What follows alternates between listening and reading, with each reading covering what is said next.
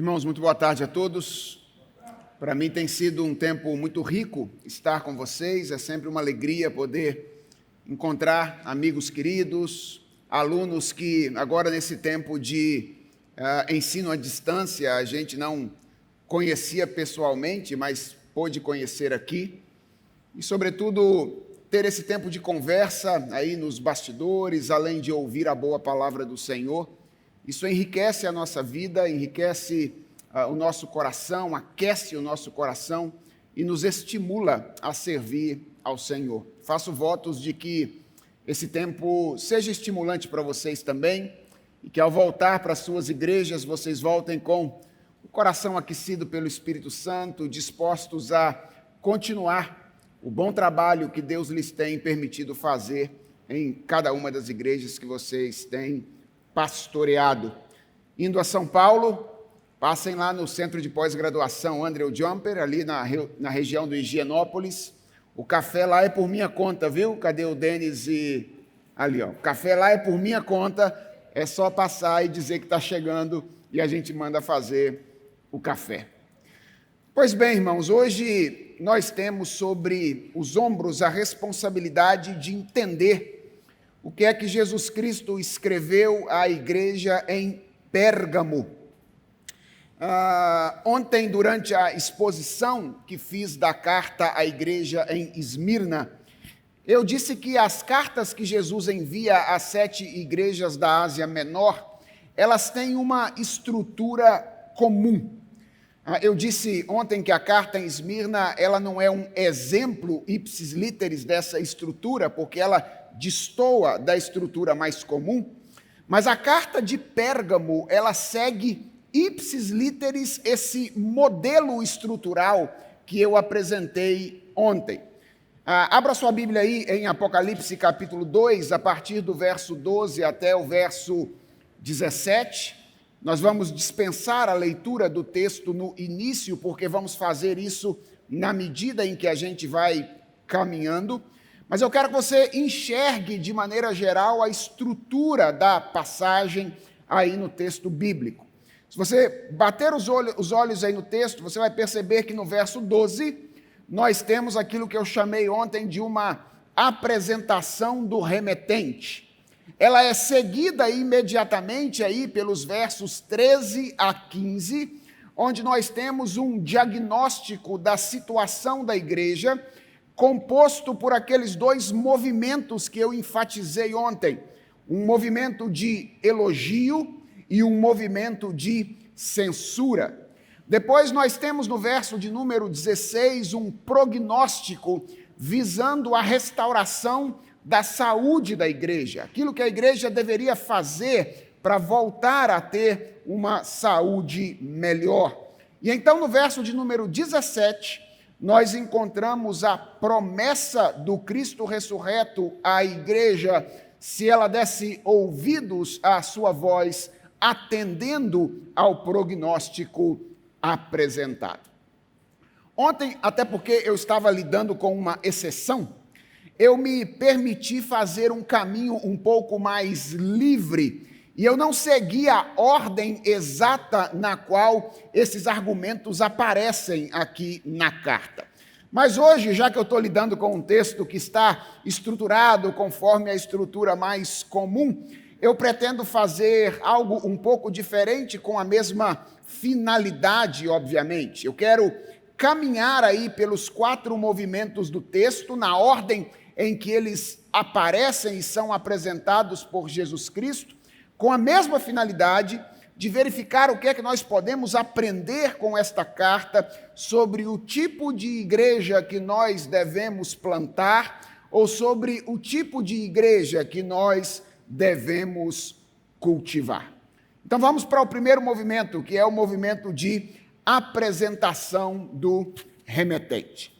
Vejam, irmãos, todos nós sabemos que o autor dessas 7 cartas do Apocalipse é o nosso Senhor e Salvador Jesus Cristo, que é apresentado no texto introdutório a essas 7 cartas como o verdadeiro pastor da igreja, como aquele que conhece com profundidade cada uma das igrejas que ele pastoreia, tendo em vista que ele anda, ele caminha no meio da igreja. Mas, em cada carta que Jesus escreve, ele se apresenta de uma maneira diferente, destacando alguma coisa a seu respeito, que normalmente está relacionado à condição da igreja a quem ele está escrevendo. E eu acho que, de partida, isso revela duas coisas a respeito de Jesus Cristo. A primeira coisa é que Jesus não se relaciona conosco enquanto categorias universais. Jesus se relaciona conosco como indivíduos, comunidades particulares. Jesus não é simplesmente, como nós costumamos dizer, o Senhor sobre a vida, o Senhor sobre a história, o Senhor sobre a igreja. Jesus é também o Senhor sobre a nossa vida. Jesus é Senhor sobre a nossa história. Jesus é Senhor sobre a nossa igreja individualmente. Isso é o que eu quero dizer quando digo que Jesus não se relaciona conosco enquanto categorias universais. Ele se relaciona conosco enquanto indivíduos particulares. Mas isso ensina outra coisa sobre Jesus, o fato dele se apresentar destacando aspectos particulares que dizem respeito à condição de cada igreja.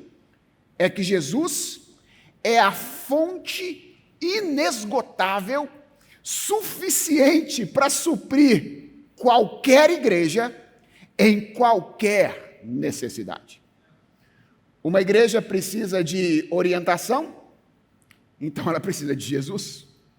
Uma igreja precisa de correção, então ela não precisa de outra coisa, senão de Jesus. Uma igreja precisa de estímulo, de encorajamento, então ela também precisa de Jesus Cristo. Uma igreja precisa de consolo e conforto para continuar a sua caminhada, então ela não precisa de algo diferente, ela precisa de Jesus. E eu creio que todos nós, irmãos, precisamos aprender isso.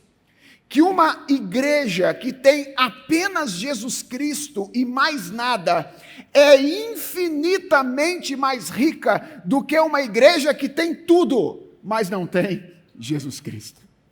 Porque Jesus é a fonte inesgotável para qualquer necessidade de qualquer igreja.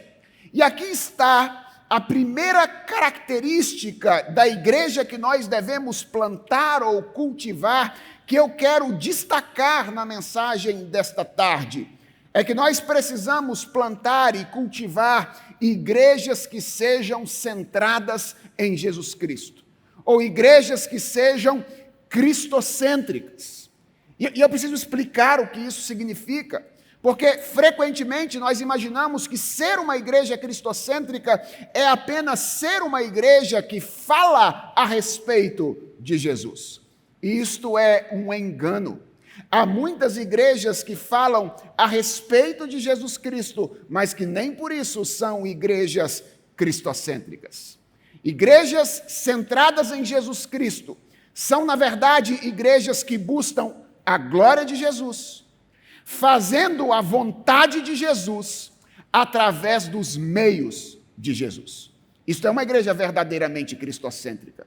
Uma igreja que busca a glória de Jesus, fazendo a vontade de Jesus através dos meios de Jesus.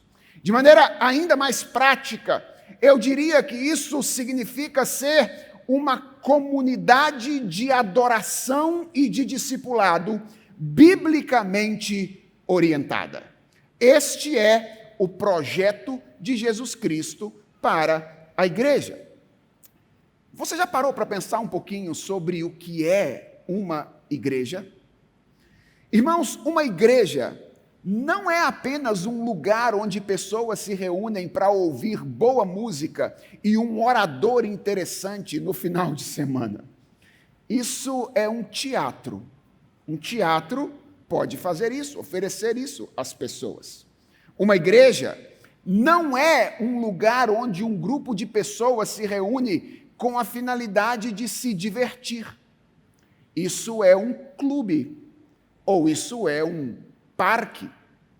Uma igreja também não é apenas um lugar onde um grupo de pessoas se reúne para fazer o bem a outras pessoas. Isso é uma ONG, uma instituição de caridade. Atenção, irmãos, eu não estou dizendo que todas essas coisas não façam parte da vida da igreja. Elas fazem. Se reunir ao final de semana, adorar a Deus com beleza e gratidão, ouvir a palavra do Senhor, se organizar de modo a promover oportunidades de congraçamento entre as pessoas, se reunir para auxiliar pessoas em necessidade, tudo isso é parte da nossa atividade como igreja. Mas nenhuma dessas coisas é o distintivo de uma comunidade de fé. Uma igreja é um lugar onde discípulos de Jesus Cristo se reúnem com a finalidade de se ajudarem mutuamente a serem como Jesus é e a fazerem aquilo que Jesus faz. E que na medida em que se ajudam mutuamente a serem como Jesus é e a fazerem o que Jesus faz, convidam outras pessoas para serem como Ele é e fazerem o que Ele faz, treinando-as para viver de geração em geração, conforme a imagem de Jesus Cristo. Este é o plano de Jesus para a igreja. Este é o projeto do Senhor para a igreja. E uma igreja que se chama uma igreja centrada em Jesus Cristo, uma igreja cristocêntrica, precisa buscar a glória de Jesus, fazendo a vontade de Jesus através dos meios de Jesus. E a pergunta é: como é que Jesus se apresenta aos crentes em Pérgamo nesta ocasião? Está aí no verso de número 12, quando ele diz: ao anjo da igreja em Pérgamo escreva: estas coisas diz aquele que tem a espada afiada de 2 gumes. Claramente, irmãos, o Senhor Jesus Cristo está aqui recuperando um traço da apresentação geral que João faz de Jesus Cristo no capítulo 1, verso de número 16, quando João escreve que ele na mão direita tinha 7 estrelas e da sua boca saía uma espada afiada de 2 gumes e o seu rosto brilhava como o sol na sua força. As palavras usadas aqui no capítulo 2, verso 12, são as mesmas palavras usadas no capítulo 1, verso 16, com uma diferença que é bastante indicativa daquilo que Cristo deseja enfatizar a seu respeito aqui. É que no versículo 12 do capítulo 2, os substantivos da oração são acompanhados de artigos definidos, atribuindo peso às 2 características da espada.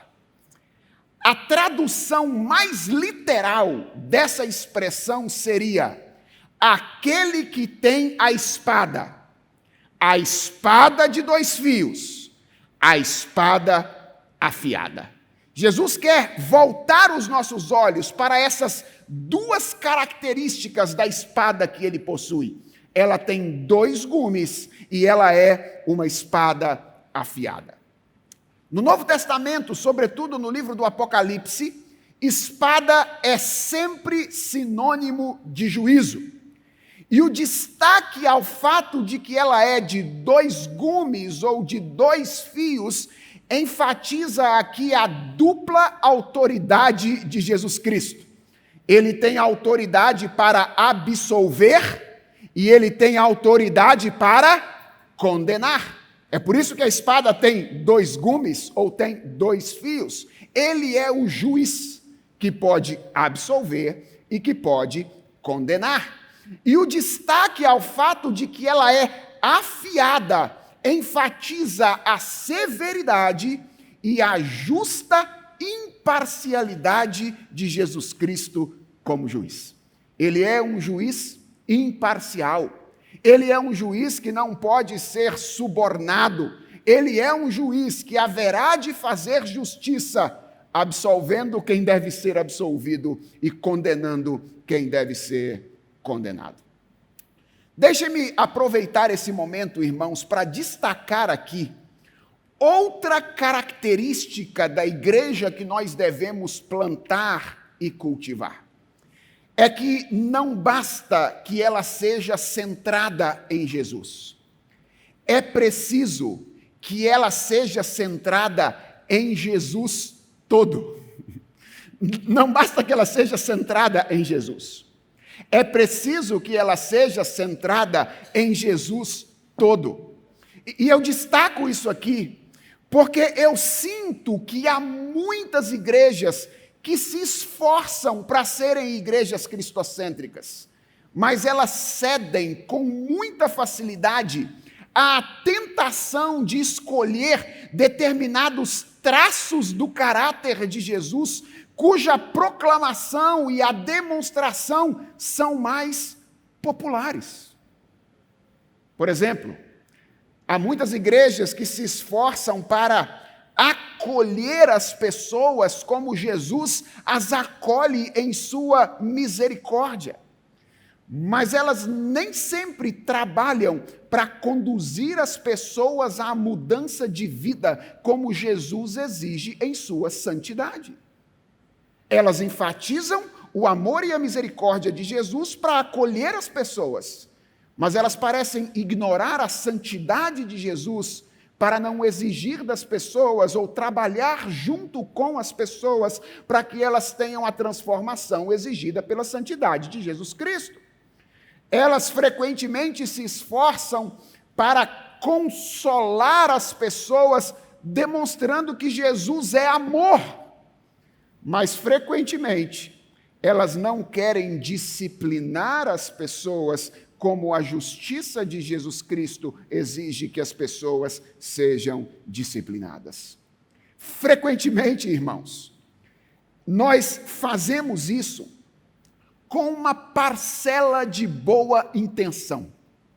Fazemos isso temendo afastar as pessoas de Jesus Cristo. Sabe qual é o problema, irmãos? O problema é que este medo de afastar as pessoas de Jesus acaba afastando Jesus das pessoas. O medo de afastar as pessoas de Jesus acaba afastando o Jesus verdadeiro das pessoas. Sem contar que aquilo de Jesus que nós imaginamos poder ser razão de afastamento, atenção, pode ser, na verdade, a maior necessidade das pessoas. Pense na igreja em Pérgamo. Jesus se apresenta como um juiz cuja autoridade é absoluta e imparcial. Certamente, para a igreja de Pérgamo, isso significava um alerta, um convite à autoavaliação. Todas as pessoas que ouvem a respeito da justiça de Jesus Cristo, se são conscientes do seu pecado, são levadas a autoavaliar-se diante da justiça dele.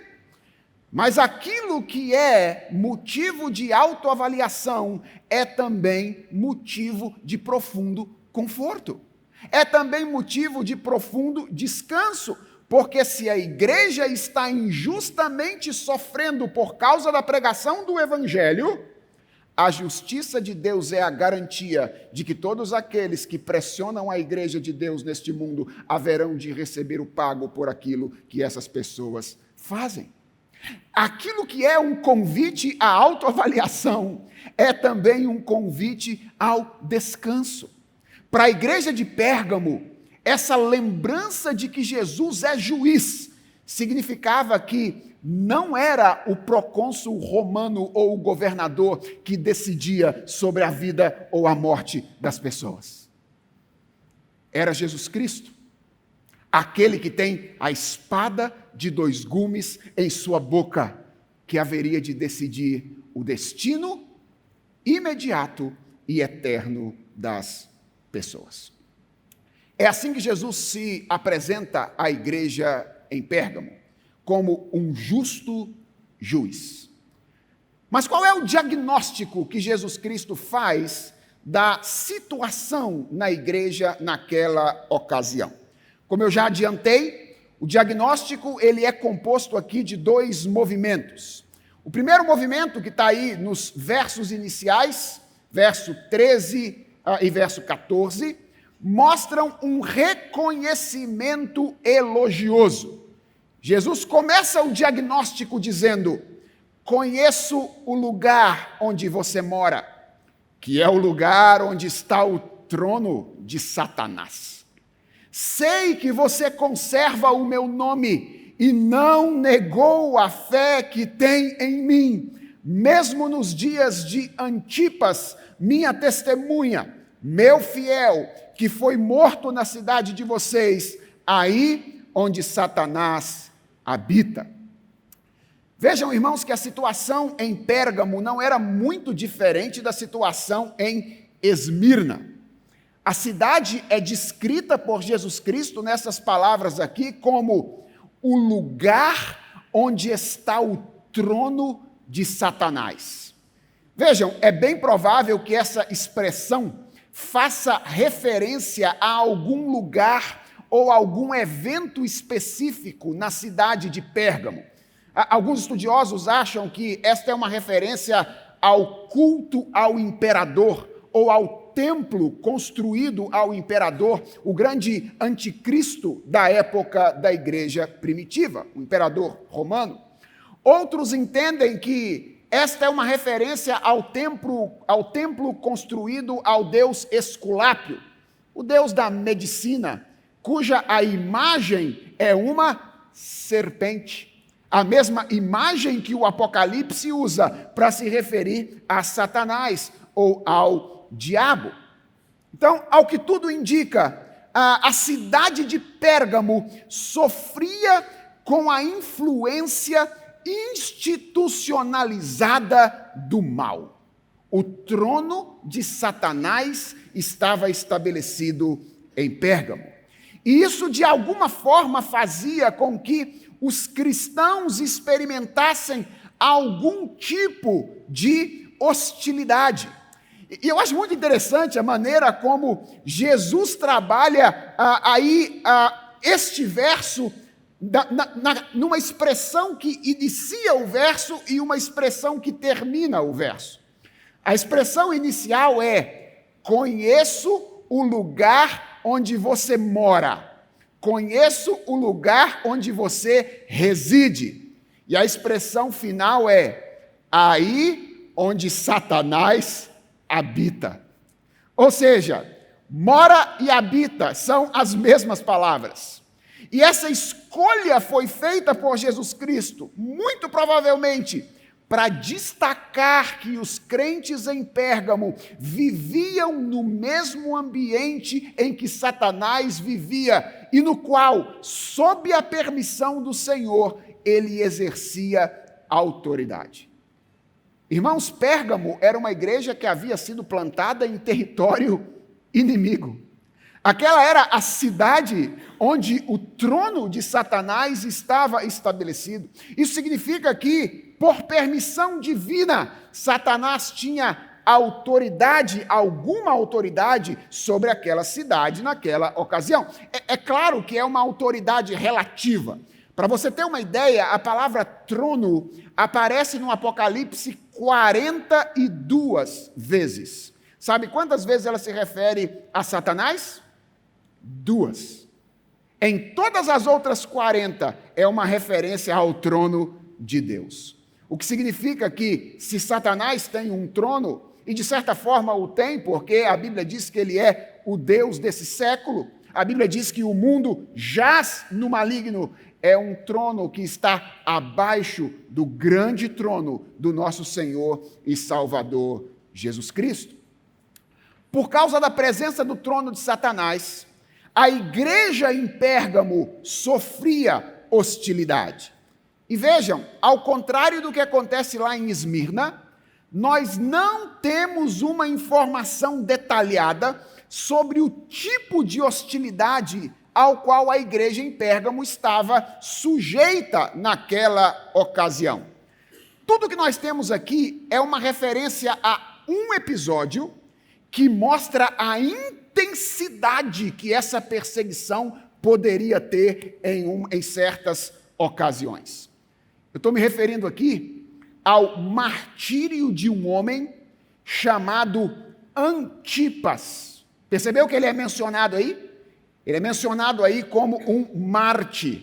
Aliás, o nome Antipas é um nome curioso para o papel que ele exerce na história.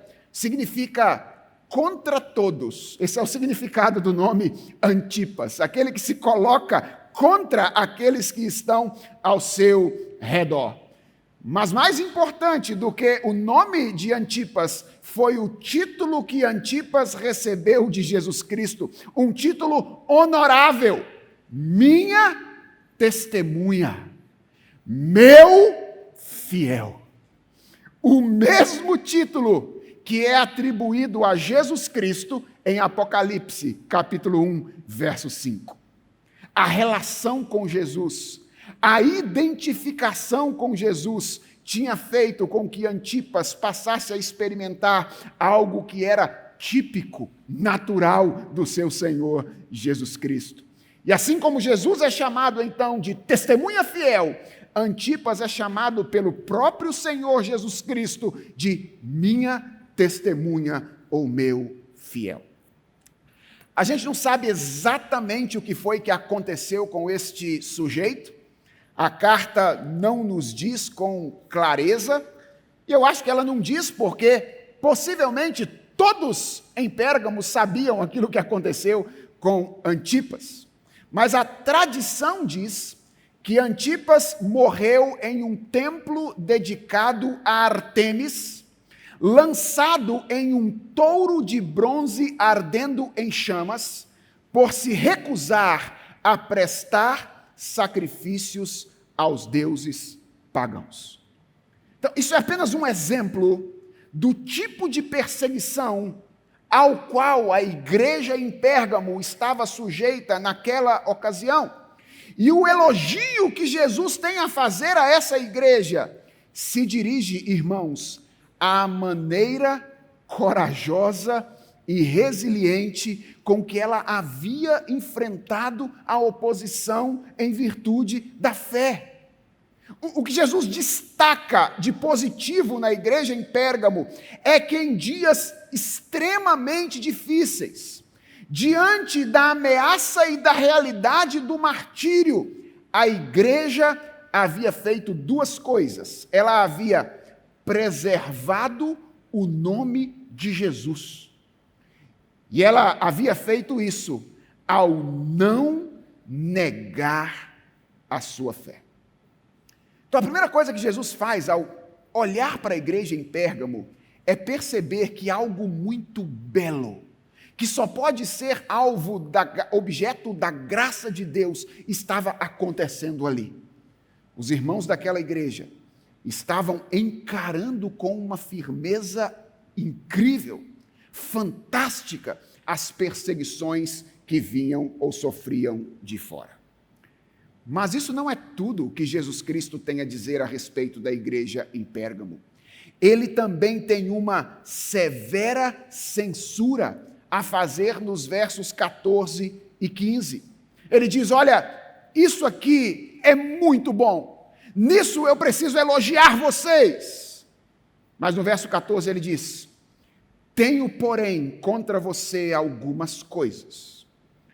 Estão aí em seu meio os que sustentam a doutrina de Balaão, o qual ensinava a Balaque a armar ciladas diante dos filhos de Israel, para que comesses coisas sacrificadas aos ídolos e praticassem a prostituição.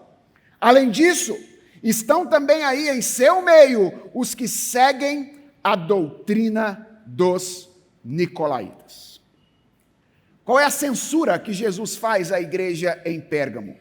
Ela tem a ver, irmãos, curiosamente, com a falta de resistência contra o falso ensino e o falso procedimento no meio da congregação. Curiosamente, a igreja que se mostrava apegada à fé diante daqueles que eram de fora, não tinha o mesmo zelo e o mesmo cuidado diante daqueles que se diziam de dentro.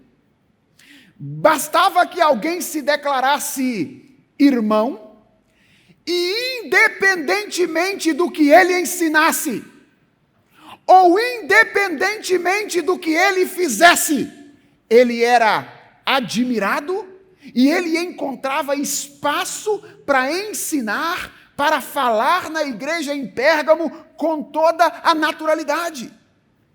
E com isso, de maneira sorrateira, o falso ensino, a falsa pregação, a falsa doutrina ia entrando na vida da igreja e se espalhando por ela como um câncer por um corpo que estava saudável.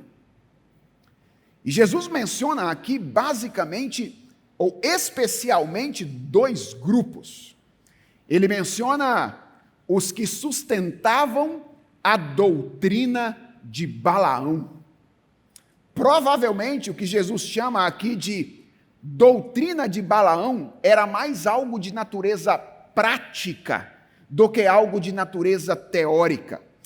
Reparem aí no texto que Balaão é mencionado como alguém que através de Balaque conduziu o povo de Israel a duas coisas: idolatria e imoralidade sexual. Vocês se lembram da história? Balaão foi aquele profeta que tentou amaldiçoar o povo de Deus 3 vezes. E não obtendo sucesso nessa maldição, ele então seduziu os israelitas a cometerem adultério com as mulheres midianitas, a comerem carnes sacrificadas aos ídolos daqueles povos e adorarem aos deuses pagãos. E o texto diz que isto era uma cilada. Isto era uma armadilha. E a pergunta é: por que era uma armadilha? Porque isto era andar na contramão da justiça de Deus, daquele que tem a espada de 2 gumes que sai da sua boca. E vocês se lembram como é que a história terminou? Com uma praga que caiu sobre os israelitas e exterminou mais de 24 mil pessoas. Em Pérgamo, os que sustentavam a doutrina de Balaão eram provavelmente mestres que defendiam um cristianismo soft. Sabe, um cristianismo mais soft. Era um grupo de mestres que dizia que não era necessário assumir aquela postura de resistência que a igreja assumia diante da religião institucionalizada do império. Era um grupo que ensinava que era completamente possível conciliar a vida cristã com o sacrifício aos outros deuses, com o culto ao imperador, com a prostituição cultural praticada no paganismo daquela época. Eram esses mestres que estavam entrando sorrateiramente na igreja para reduzir ou até mesmo eliminar as fronteiras entre a santidade e a impiedade. E quem eram os que sustentavam a doutrina dos nicolaítas? Bem, desse grupo nós não temos absolutamente qualquer informação aqui nessa carta. Há estudiosos que relacionam essas pessoas com a heresia gnóstica, que era amplamente defendida naquele período, mas o mais provável, irmãos, é que esse fosse um grupo com o mesmo tipo de prática daqueles que eu acabei de mencionar antes, uma espécie de ensino e prática libertina, semelhante aos seguidores de Balaão. E eu estou dizendo isso porque toda a informação que nós temos é o nome, Nicolaítas,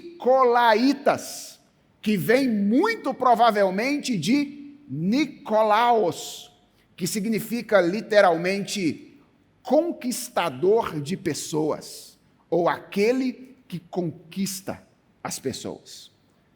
O que Jesus quer enfatizar é que havia entrado no meio da igreja um grupo de pessoas cuja finalidade não era tanto o compromisso com o evangelho. E a igreja em Pérgamo, ao invés de agir com a mesma resistência que havia agido com os de fora, estava deixando as coisas baratas para quem estava lá dentro. Eram hereges que haviam adentrado a igreja com ensinos e práticas libertinas. E o problema é que os cristãos de Pérgamo, que estavam prontos para defender a fé e morrer diante dos de fora, esse era o problema. Estavam tolerando os hereges, ao invés de se opor a eles. E Jesus, irmãos, os censura severamente por isso. E essa censura de Jesus nos ensina qual é a terceira característica desta tarde de uma igreja que nós devemos plantar ou cultivar. Irmãos, nós precisamos plantar e cultivar igrejas que sejam zelosas da doutrina. Precisamos cultivar e plantar igrejas que sejam zelosas da doutrina. E por doutrina, eu não estou me referindo a doutrinas denominacionais. Eu estou me referindo ao núcleo central do Evangelho. Deixe eu compartilhar com vocês algo que me preocupa no que tem acontecido no Brasil nos últimos anos. De um tempo para cá, nós estamos experimentando algumas coisas muito boas e interessantes no nosso país. Por exemplo, nós estamos descobrindo a catolicidade do Evangelho. Olha que coisa bonita essa conferência aqui. Existência de eventos como esse que reúnem pessoas de tradições teológicas diferentes, que estimula a boa conversa e o esforço comum dessas pessoas em prol do avanço do reino de Deus. Que coisa linda isso que está acontecendo aqui entre nós. No Brasil, dos últimos anos, nós estamos experimentando o despertamento dos cristãos para o engajamento cultural. Coisa boa. Há 30 anos, esforços para relacionar a fé com ciências, artes, política, educação, a vida cultural como um todo, eram não apenas inexistentes entre os evangélicos do nosso país, mas eram também frequentemente anatematizados por aqui. Nos nossos dias, esses esforços não apenas se tornaram comuns, irmãos, mas ocupam boa parte das discussões teológicas e eclesiásticas que existem no nosso país nesses dias. E essas coisas são ótimas. Que bom que essas coisas estão acontecendo. Mas permitam-me uma palavra. Eu temo que, preocupados com a copa da árvore, nós estejamos nos esquecendo das raízes. E estejamos plantando uma árvore cuja copa tem a extensão de quilômetros, mas as raízes não têm a profundidade de centímetros. Uma árvore de copa quilométrica, mas de raiz muito curta. É ótimo, irmãos, que nós conversemos entre nós e com as pessoas que estão lá fora, mas à medida em que nós fazemos isso, é preciso nos perguntar: sabemos de fato no que cremos? cremos de fato naquilo que sabemos. Estamos conscientes, preparados para apresentar a singularidade do Evangelho de Cristo em relação a outras notícias que circulam por aí. Somos perspicazes o suficiente para perceber quando o Evangelho está sendo cooptado por ideologias, esvaziado do seu conteúdo fundamental para ser utilizado pragmaticamente. Nós precisamos plantar e cultivar igrejas que estabeleçam um contato real com o mundo no qual nós vivemos. Mas isso só será produtivo se a raiz for proporcional ao tamanho da copa. Ou seja, se ao mesmo tempo em que cultivarmos igrejas cuja copa é quilométrica, nós cultivemos uma teologia, uma ortodoxia robusta, cujas raízes sejam tão profundas quanto a copa o é.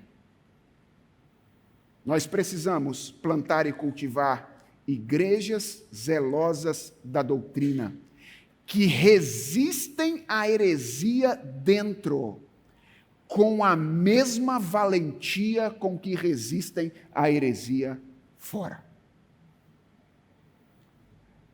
Bem, vamos embora para o prognóstico, senão eu estouro o tempo de novo. Já estou estourando, né, Cris?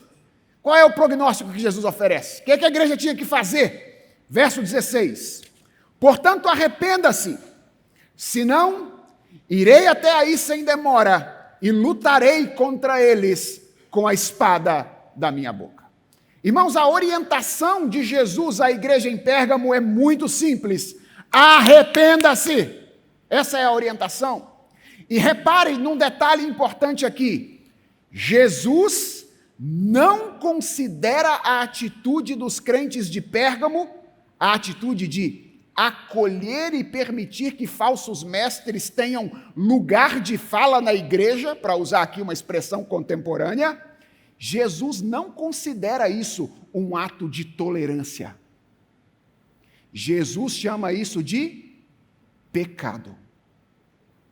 Ora, se ele diz arrependa-se, é porque aquilo que a igreja em Pérgamo estava fazendo não era um mero ato de tolerância. Lembra que a questão não era só ouvir quem pensa diferente, era acolher no seio da igreja e permitir que essas pessoas ensinassem. Pessoas, gente, que não tinha comprometimento com as verdades centrais do Evangelho. Jesus chama isso de pecado. E a pergunta é, por que falta de zelo doutrinário pode ser considerado pecado? Pelo menos por 3 razões. Primeiro, porque isso significa relativizar a palavra de Deus. E relativizar a palavra de Deus significa relativizar o próprio Deus. Em segundo lugar, isso é pecado porque expõe o coração do próximo à mentira como se fosse verdade. Cria oportunidades, sobretudo, para que pessoas neófitas sejam seduzidas por aproveitadores. Irmãos, se me permitem uma sugestão, uma dica muito importante é: zelem pelo púlpito das suas igrejas. Não permitam que qualquer pessoa use da palavra na igreja que você pastoreia. Não use como critério apenas a boa aparência nas redes sociais, porque ministros do Evangelho não são conhecidos pelas contas de Instagram, Facebook ou Twitter que sustentam. Ministros do Evangelho são conhecidos pela sua vida no contexto das igrejas locais que pastoreiam. Portanto, antes de convidar alguém para pregar na sua igreja, procure conhecer como é que é a família do sujeito. Procure saber como é que ele se relaciona com a sua igreja local. Procure perceber como é que ele se porta diante das pessoas. Porque no final das contas são essas coisas que tornam um ministro habilitado como pregador da palavra e não a quantidade de seguidores que ele possui. É pecado porque é relativizar a palavra de Deus, é pecado porque expõe o coração do próximo à mentira, e é pecado porque geralmente resulta do desejo de obter à custa da verdade conforto, reconhecimento ou coisas semelhantes. Por que às vezes a gente bota qualquer um para falar dentro das nossas igrejas? Porque a gente quer ficar bem com todo mundo. Porque a gente quer ficar bem com todo mundo. Nós não queremos nenhum tipo de dificuldade com nenhum tipo de pessoa. E para pecado, irmãos, diz Jesus Cristo, só existe uma saída. Qual é a saída para o pecado? Arrependimento. O reconhecimento de que nós falhamos e a disposição imediata de mudança. O que Deus exige da igreja em Pérgamo é isso, que ela busque o perdão do Senhor em oração, que ela se movimente na direção da obediência. O que naquele caso significava confrontar os hereges, convocá-los ao arrependimento ou afastá-los da comunhão da fé. Exercício da disciplina. E a pergunta é, e se a igreja não fizesse isso? Veja que curioso. A nossa expectativa, quando a gente lê, se você não fizer isso, a nossa expectativa é encontrar uma ameaça contra a igreja, não é? Como aquela que a gente encontra a igreja em Éfeso. Eu vou remover o seu candeeiro. Se você não fizer isso, eu vou aí e vou apagar você. Mas não é isso que Jesus faz aqui. O que a gente encontra é a informação de que se eles não fizessem, Jesus faria. E faria depressa. Ele diz, se você não fizer isso, eu irei até aí sem demora e lutarei contra eles com a espada da minha boca. Estritamente falando, a ameaça não é proferida contra a igreja de Pérgamo. A ameaça é proferida contra os falsos mestres. E a pergunta talvez seja por quê?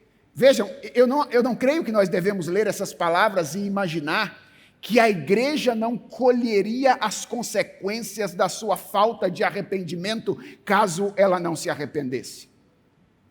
Pode ser que a igreja não havia botado para fora os hereges por causa do apreço que elas tinham por eles. E só o fato de Jesus tratar com eles seria, de certa forma, disciplina para a igreja. Então, eu não creio que nós devamos ler isso aqui como se a igreja não pudesse ser disciplinada.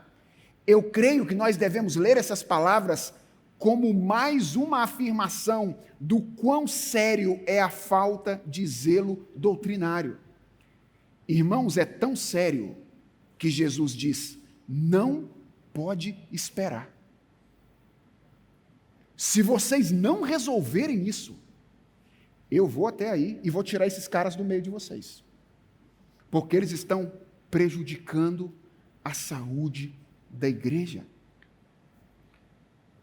Além disso, eu creio, obviamente, que nós devemos ler isso aqui como uma afirmação da misericórdia de Deus para a sua igreja.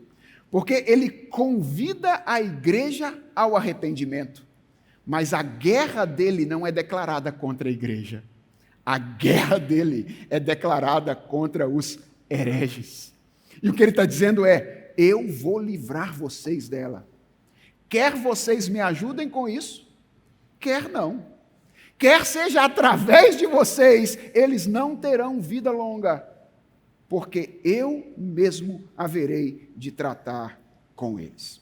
Esse prognóstico aqui, ele reforça o ensino de que nós devemos plantar e cultivar igrejas doutrinariamente zelosas. E ele acrescenta que nós devemos plantar e cultivar igrejas que reconhecem os seus pecados e que tratam os seus pecados no caminho da graça, com arrependimento e fé em Jesus Cristo. Estou terminando, Cris. Chegamos na promessa. Qual é a promessa que Jesus Cristo faz à igreja? Quem tem ouvidos, ouça o que o Espírito diz às igrejas. Ao vencedor, darei do maná escondido. Também lhe darei uma pedrinha branca, e sobre essa pedrinha branca um novo nome escrito, o qual ninguém conhece, exceto aquele que o recebe. Texto enigmático, né? Há duas promessas aqui. E atente-se para o detalhe de que elas estão em sentenças separadas, ok? Eu acredito que elas se referem, inclusive, a momentos diferentes da história. A primeira promessa é: eu vou dar a vocês o maná escondido. Que maná escondido é esse? Bem, maná foi o alimento com o qual Deus alimentou o povo de Israel durante a sua caminhada pelo deserto do Sinai em direção à terra de Canaã. Eu não sei se você se lembra, mas em Êxodo capítulo 16, Deus instruiu a Moisés que tomasse uma porção de maná e guardasse, escondesse esse maná na arca da aliança. O maná, portanto, era um dos elementos que constavam na arca da aliança de Deus, simbolizando o sustento do Senhor. Havia entre os judeus uma expectativa messiânica que é narrada no segundo livro dos Macabeus, no capítulo 2, versos 4 a 7. Eu sei que é um livro apócrifo, ok? Eu apenas estou citando como fonte histórica. Então, havia uma expectativa dos judeus de que quando o Messias viesse, ele haveria de alimentar o povo de Israel com o maná escondido na arca da aliança do Senhor. É bem provável que o que nós temos aqui é uma referência a esta expectativa. E é importante lembrar que em toda a Escritura, a nutrição física é usada como símbolo da nutrição espiritual. O que Jesus está fazendo aqui, irmãos, é valer-se dessa simbologia, prometendo à igreja de Pérgamo que ele a alimentaria. Pensa no contexto. Se a gente expulsa esses pastores, se a gente bota esse pessoal herege para fora, como é que a gente vai ser conduzido? E aí Jesus olha e diz: vocês não precisam de pão embolorado. Vocês não precisam de pão estragado. Eu alimento vocês. E eu vou fazer isso ao longo de toda a vida da sua igreja. Não vou te dar um pão qualquer para comer. Eu vou colocar nas suas mãos e na sua boca o maná escondido. Do mesmo jeito que eu sustentei o povo de Israel no passado, eu vou sustentar a minha igreja. Mas não é essa apenas a promessa, a única promessa que Jesus Cristo faz aqui. Ele também diz que daria à igreja uma pedrinha branca. E a pergunta é: que pedrinha branca é essa? Irmãos, há inúmeras possibilidades. Por exemplo, há estudiosos que entendem que essa é uma referência à absolvição, porque na época há relatos de que os juízes usavam pedras pretas e brancas para comunicar condenação ou absolvição. Então, há quem entenda que seja isso.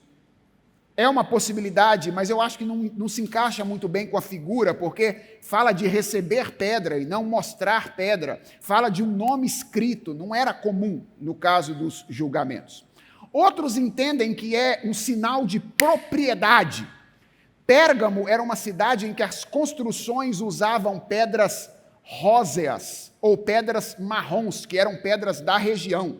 E de vez em quando você encontrava num edifício lá uma pedra branca. E você sabia que ela veio de fora e geralmente ela tinha uma inscrição para dizer de onde essa pedra veio. Pode ser que Jesus esteja dizendo, alguns estudiosos entendem que essa é uma confirmação de posse, de que Jesus diz, no meio da cidade onde está o trono de Satanás, eu vou preservar a vida de vocês como pessoas que pertencem a mim, porque vêm de fora, foram salvos através daquilo que vem de fora desta realidade. Pode ser recepção. Outros estudiosos dizem que pedras brancas eram usadas pelos romanos como um tipo de ingresso para determinados eventos. Quando tinha uma festa, aí você levava uma pedrinha branca com o seu nome escrito para dizer que você estava convidado para aquela festa. E isso seria então uma indicação de que Jesus Cristo levaria os crentes de Pérgamo sãos e salvos até o reino vindouro. E aí, pastor, qual dessas três é a melhor delas?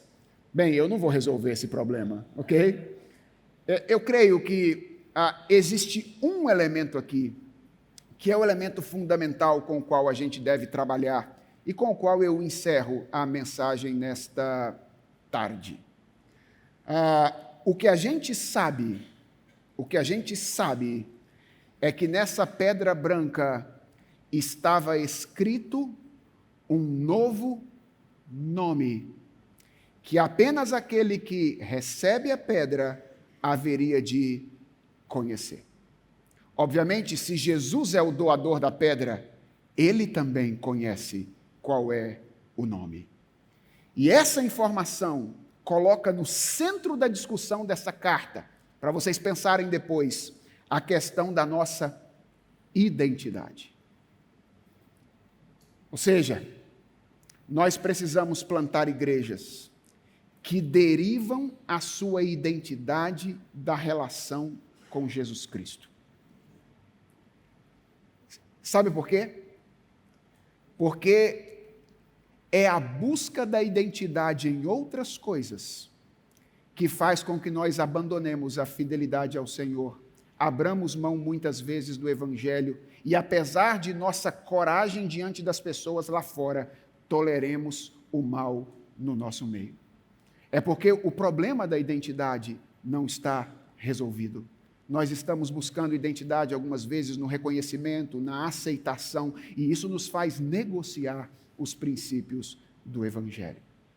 Por isso, a orientação com a qual eu me despeço de vocês nessa tarde é esta: plantem igrejas, cultivem igrejas, cuja identidade não dependa de nada, absolutamente nada, do que daquilo que elas são ou se tornaram na relação com Jesus Cristo.